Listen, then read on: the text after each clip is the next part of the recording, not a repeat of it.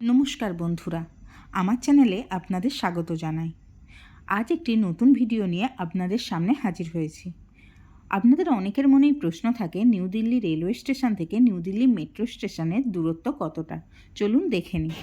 এই হলো new Delhi metro স্টেশনের 1 নম্বর পথ, আর ঠিক তার অপোজিটেই রয়েছে নিউ দিল্লি রেলওয়ে স্টেশনের প্রবেশপথ। এখানে দুটো এসকেলেটর রয়েছে, একটি ওঠার এবং একটি নামার। এছাড়া সিঁড়ি তো আছে। এবার আপনাদের মনে প্রশ্ন হতে পারে যে এখানে তো প্রবেশপথের গায়ে কাটা দাগ দেওয়া হয়েছে, তাহলে কি এখান দিয়ে প্রবেশ করা যাবে না? হ্যাঁ বন্ধুরা, এখান দিয়ে আপনারা প্রবেশ করতে পারেন। চলুন আমরা এসকেলেটরের মাধ্যমে নিউ দিল্লি রেলওয়ে স্টেশনের ভেতরে প্রবেশ করি। আর আমরা যেহেতু নিউ দিল্লি মেট্রো স্টেশনের 1 নম্বর গেট দিয়ে বেরিয়েছি, তাই আমরা রেলওয়ে স্টেশনের 16 নম্বর প্ল্যাটফর্মের দিকেই যাব, কারণ ওই গেট থেকে 16 নম্বর প্ল্যাটফর্মটি সবথেকে কাছে হবে।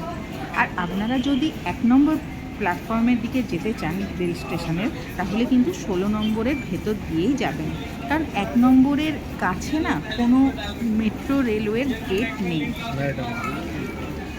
ঢুকে গেছি আমরা রেলওয়ে স্টেশনের ভেতর, এবং দেখুন দুভাগে রাস্তাটা বিভক্ত হয়ে আছে।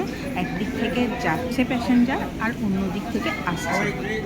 আর এর ঠিক নিচেই রয়েছে নিউ দিল্লি রেলওয়ে স্টেশনের মূল প্রবেশপথ, অর্থাৎ যারা অটো, টোটো, রিক্সা, ট্যাক্সি এগুলো ইউজ করেন, মেট্রো রেল ইউজ করেন না, তাদের জন্য ওই পথটি কমফর্টেবল।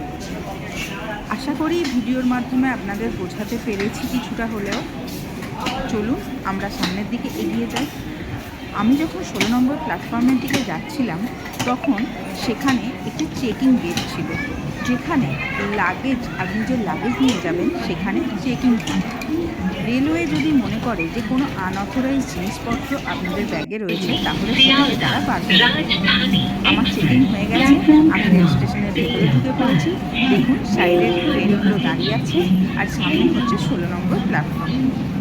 আশা করি আপনাদের ভিডিওটা ভালো লেগেছে, আর যদি ভালো লেগে থাকে তাহলে একটা লাইক আর কমেন্ট করে দেবেন। চলি আজকের মতো এখানে। নমস্কার।